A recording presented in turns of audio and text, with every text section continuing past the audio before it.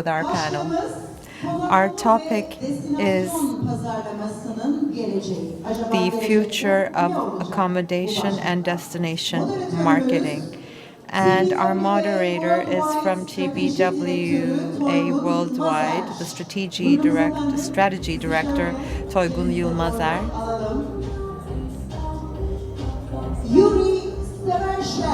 Youri, Sawerschel.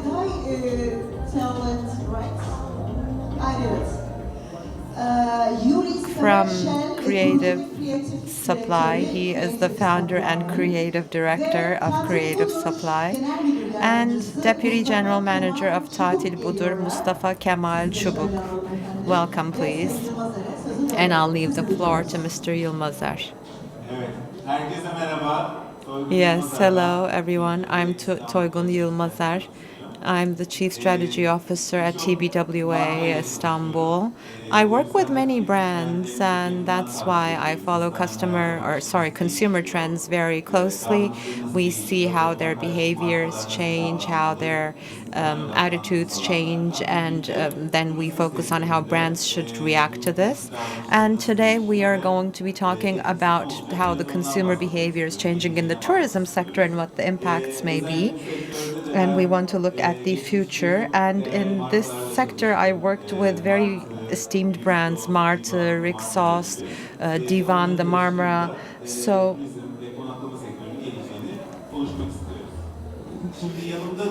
we will be talking about that as well. And Tatilbudur Deputy General Manager Mustafa Kemal Çubuk is with us.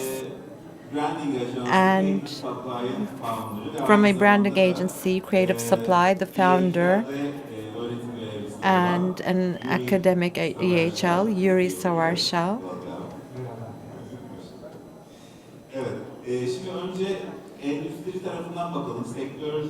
So let's look at it from the industry side. So let's start with Mustafa.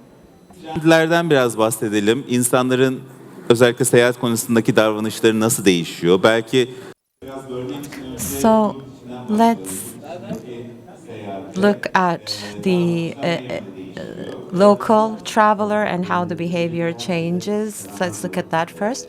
Yes, of course. First of all, hello to everyone. And I would like to thank everyone who took part in organizing this event. I greet everyone here. Of course, we have a very limited amount of time, and it's a sensitive subject that we will be discussing. And I would like to share our findings with you. And as one of the online traveling portals here, of course, we look at the supply and demand side very much and monitor it closely. If we look at the last 3-4 years in terms of reference as a change, we see that the change in the 3-4 years is more comprehensive compared to the last decade. And if we are to focus on the consumer tendencies. One is that holiday periods are breaking up. I mean, what I mean is, before it would be one single holiday, a very long summer holiday. But now we see more frequent, short getaways in different destinations and in different seasons. So that's something we are witnessing, especially white collar in particular. They like the Thursday to Sunday or Friday to Sunday long weekend getaways, and they have more and more travels throughout the year.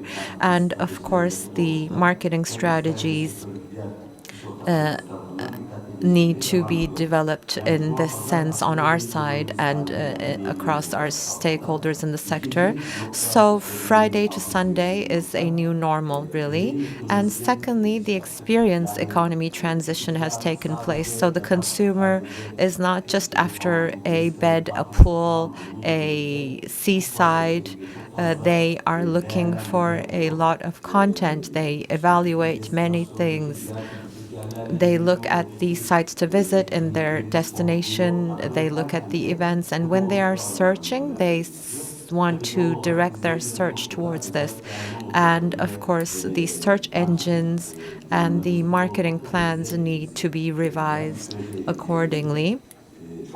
And it has become very complex compared to before, the purchasing journey of the consumer. Before, they would search for a holiday only. Now they say, I want a hotel in Cappadocia, but I want it to be a stone hotel, and I want this event. So you can't say, okay, just go there. You need to provide them with the full experience. This is your accommodation, this is your travel plan, your itineraries, your event plans, and everything. So this has an opportunity and a challenge with it as well. And because the thing is, you're curating an experience here, and your technology and infrastructure needs to be developed according to this. So if you do these two elements accurately, then you can get healthy and good results. It's not just abroad, it's going to have an impact on all the hotels across the world. Absolutely. And let me briefly explain something else. The sources that people look at really expanded. In the past, there used to be one or two media that people used to choose from. Now they look at blogs, they analyze websites, they search websites that sell things. So in the past, the decision was happening in 2, 3 days. Now it's in 2, 3 weeks. There is a sevenfold increase, and time is being used widely, which increases expectations on the consumer side. So you have to have excellent results when you search for 2, 3 weeks. So we have to do things with zero mistakes. I talk about some international results. Destination diversity is important. European capitals, but Far East and Asia are important. There are economic factors, sociological factors, and then there is the new generation. They want to see that is less accessible. They want to share what is not very common. And also, job and leisure now merged with the hybrid working models. People want to join work with leisure, so they're focused on long journeys. There are important opportunities here. We're really interested in them. We follow them closely. So these are very important topics. I'm trying to give brief explanations.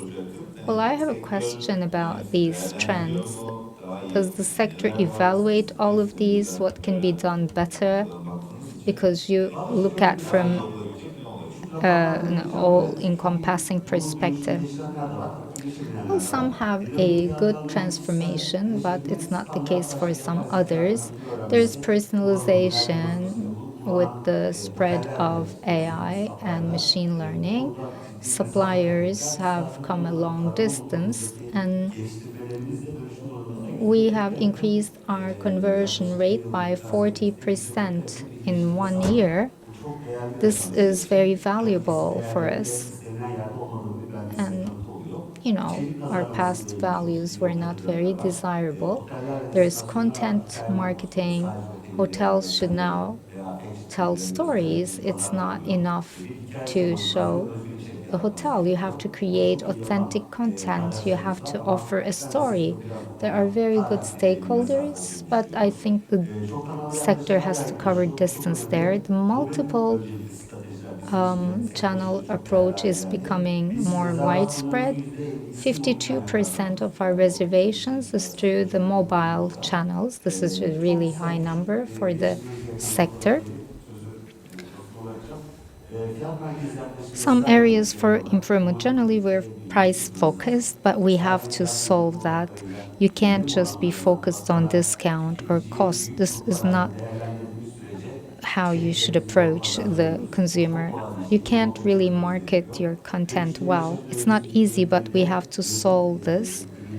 And we have to change our management efficacy. We market, we sell, the customer comes back, and then you have to do things because the acquisition and maintenance cost of the consumer has a sevenfold difference. It's actually 7 times more expensive to get a new customer. So 80% of the budget is for search engines, etc. So the improvement is in the last phase of the cycle, maybe going beyond a survey and being in touch with the consumer. I want to finalize my words here. It's great to be here. I'm very proud to be here, and I wish you a great season. I'll switch to English here.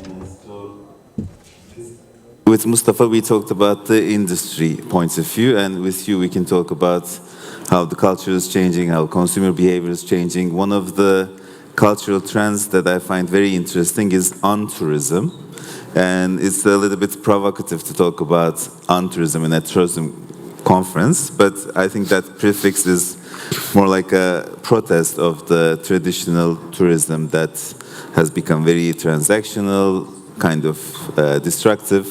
That's why people are looking for things that are out of the bucket list mass tourism, and they're trying to intentionally avoid the Instagram famous places to go for more deeper connections, for local experiences. And I'm sure this trend has an effect on what you do. I know you're working on destination making, and that was a new terminology for me that I learned through our discussion. So can you talk about what is this destination making and how on-tourism has an effect on what you do? Sure. First of all, I'd like to say merhaba herkes. Çok memnun oldum. Ben İsviçreli ama benim kalbim Türk. Çünkü benim eşim Türk. Ben Türk vatandaşıyım var. But belki gelecek yıl daha güzel oluyor. But now we'll have to switch to English to answer on tourism. On tourism, I think, how many of you have been in Bodrum? How many of you have been in Antalya? And how many of you have been in Paris? Probably quite a lot, right? It's getting saturated. This is a rich words problem, but we have seen it all. And even if we haven't been there, as you mentioned, we have seen it on social media. Mm-hmm. We have mass tourism, places like Venice, places like Barcelona, places like Pamukkale, places like Cappadocia, where suddenly you just don't want to go there anymore because it's just too crowded. So there's a bit of off-seasons created, as Mustafa mentioned it, but that's not enough. And in the middle of all of this, sophisticated travelers are thinking, how do I be in a place where I want to be, but also tell something about my own identity? Because buying a Louis Vuitton bag doesn't say anything about you, but spending 2 weeks in a specific place in Cambodia says a lot. And that's where on-tourism starts to be interesting. That means there's a lot of destinations out there in the world, thousands, that we have never heard about, that you wish you would go, but you don't know about them. So if you are in charge of the destination, be a hotel, a resort, a village, you want to create the destination. You want the destination make it. So the idea is to say, well, let's look at data, let's look at numbers, let's look at algorithm. It's true, but everybody's doing this. AI is doing this already. So I think we have to go back to our kalb, our soul, and find creative ways to make those new places interesting. And I think that's how we can actually make new destinations emerge, solve the problem of over-tourism, and yeah, it's part of the work I do. Yeah, great. So other than on-tourism, when you look at the future of hospitality, what other trends do you see? I think, half of you are on the phone, and I was as well. And I think as customer, younger or older, we are now transferring the habits we have with the mobile to real life. Mm-hmm. Waiting for anything today is so annoying because you don't have to wait on a mobile. And I think that logic is being translated into hospitality, tourism experiences, which also means that attention to detail has gone through an entire new level. Because I don't think you can get away with a hotel room that doesn't fully black out because you see the light on the TV. The people go out of the elevator and you hear about them. People have no patience for this anymore. I think a big customer trend is people have no patience, and we need to have so much more attention to details. But as an industry, as the hospitality industry, are we good at this? We claim we are, but in reality, how many of you had a problem with a shower in a hotel? You don't know if it's hot or cold. How many of you had a problem with the light switch? Difficult to switch off all the lights in the room. Probably many of you. Mm-hmm. So that's what I'm talking about. We don't tolerate this anymore. And I think as hotels, there's so much story we can tell about the amazing product we have. Just check out the release of the Ferrari Luce. They just released a new electric car, and all they speak about is the dashboard. And they explain how every button in the dashboard is thought through. Well, if you're an hotelier, you can use that logic and explain why your room is so great. Maybe. Great.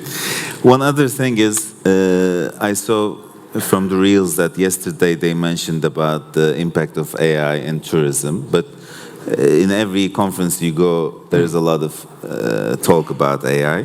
When it comes to the tourism industry, if we cut through the hype, what is the actual playing field for AI? Where does it really make a value added?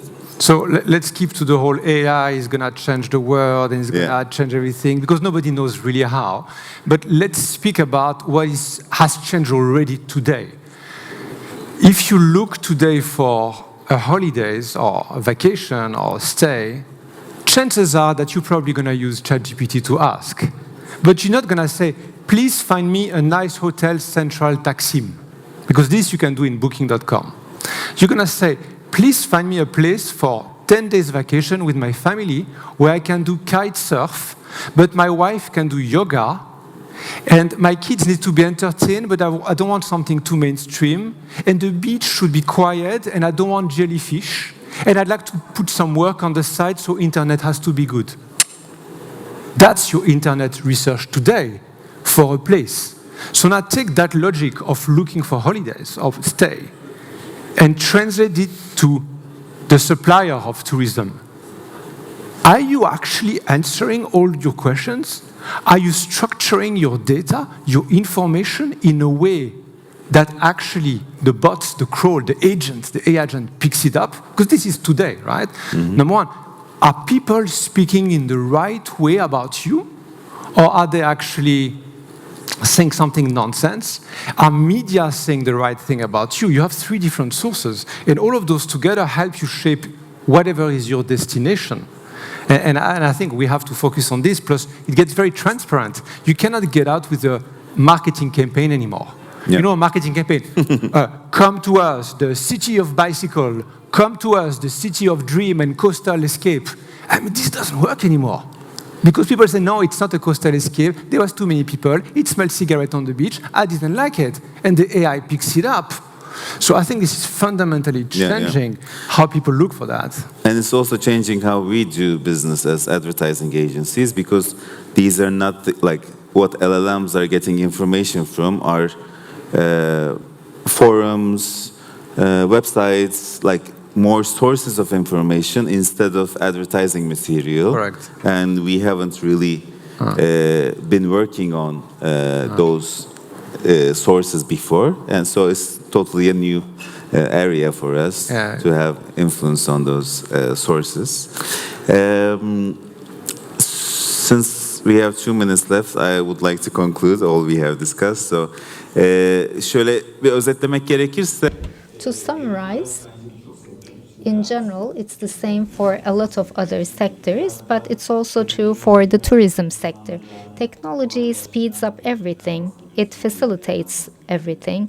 It has an impact on the consumers during search, during decision making, and it also has an impact on the industry in terms of accessing people and helping them to make a choice. So on the other side, There is need for slowing down, putting more focus on details. There is search for meaning. When we look at the future of hospitality and trends, it looks like there is need to strike a balance between the two. Where should we speed up more? Where should we slow down more and emphasize meaning? We will have to make critical decisions around that. As we close, I want to summarize in some words. Mustafa Bey, in 2026, what is the secret of surviving in tourism? What's the concept? Relational approach, that's what I would say. Not a functional or transactional approach, but a relational approach. That is the concept. That's the motto for me nowadays. One word to define the future of travel branding, what would that be? I would say destination making. Yes. Because if you don't make your destination actively, the AI will not even find you. So yeah.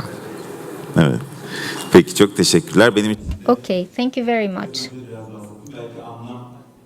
And for me, I can say meaning will be important in the speed and where is the meaning in industry for the industry and for the consumer? Where are the meaningful relations, the meaningful connections, the meaningful experiences? Thank you.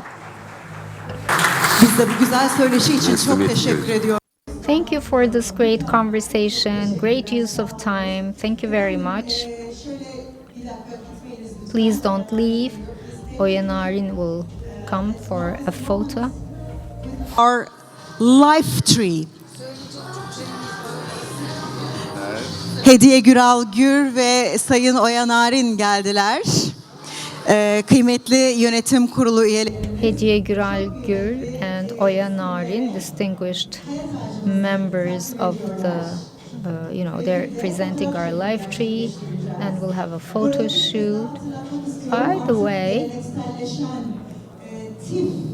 TIF 2026 has this traditional street tastes food festival. At the end of our panel, it will be in atrium here. So we want to thank Mr. Kasım Soto,